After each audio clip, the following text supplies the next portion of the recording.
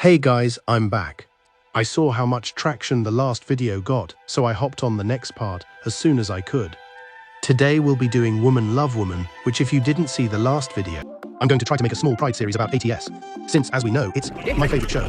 I'm going to be doing 3 different types of LGBTQ relationships that show up in the show. Man love man, woman love woman, unlabeled, and finally platonic aromantic. Today I'm drawing Mango and Topaz, who are probably some of the most important characters in the ATS lore.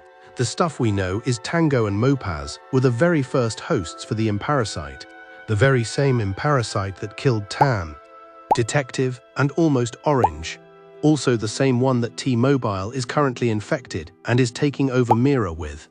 AKA the worst season of the series. But that's not what we're talking about today. Based off of official art we've seen of how they looked before, they were mutated by the Imparasite.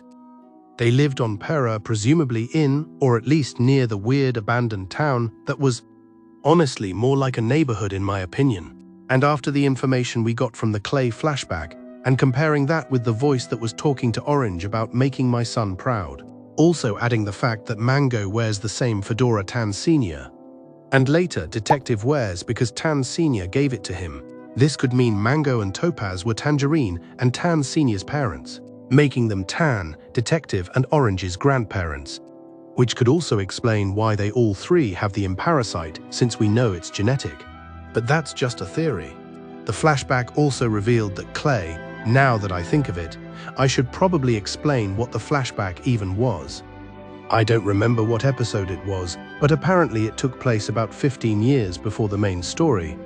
And it was this other crewmate that at the time no one knew who he was, but was later confirmed to be named Clay. Threw, I think, his wife into the Imparasite blood behind the big wall that got destroyed during the Proto-Purple round.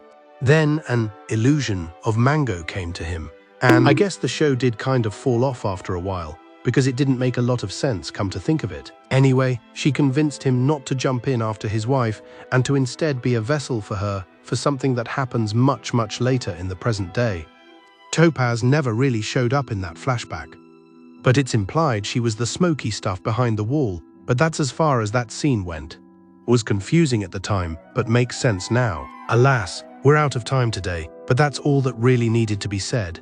And I need to hurry up this series.